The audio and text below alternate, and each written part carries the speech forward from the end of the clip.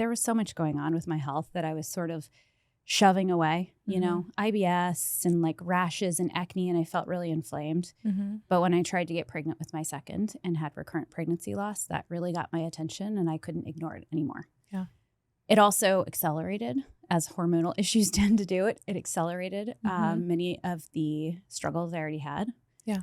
And, you know, conventional medicine didn't have the answers to my woes. I didn't have, you know, unexplained recurrent pregnancy loss. Saw the endocrinologist, you know, labs look normal. I mean, they were all very kind physicians, but they didn't have the answers to what was going on. And I knew, obviously, there's something going on. Like there's got to be, my gut's got to have something to do with this. And it did. And functional medicine had the answers, and it quickly became my professional passion because that's how it goes for us doctors, you know? Yeah. You figure out what works and you want to help other people in the same way. Yeah.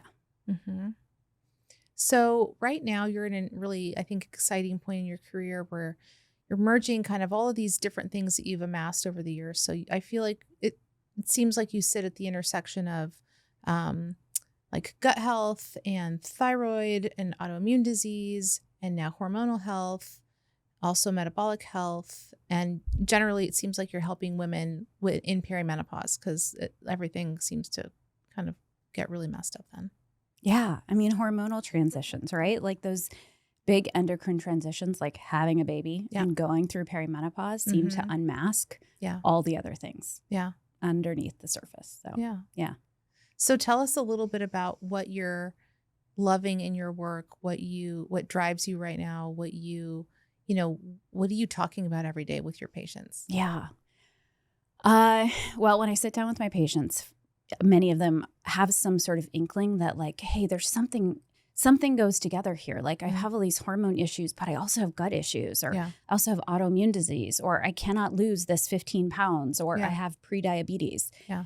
And what lights me up is really understanding how these things are all connected. Right. Because, you know, we get kind of excited about things like, oh, the gut-brain connection, like they're connected.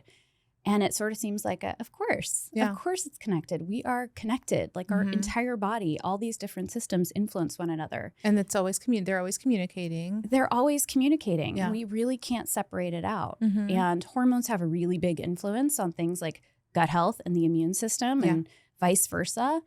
And so, you know, generally when I sit down with my patients, I'm helping them connect it, like giving them the lay of the land. This is why we're going to talk about gut health. This is why we're going to talk about hormones. This is why I'm asking you about toxin exposure.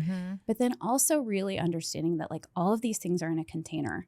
And that container is our nervous system, how we talk to ourselves, what our community is like. Yeah. Just all of this, this feeling that we're either safe or we're not.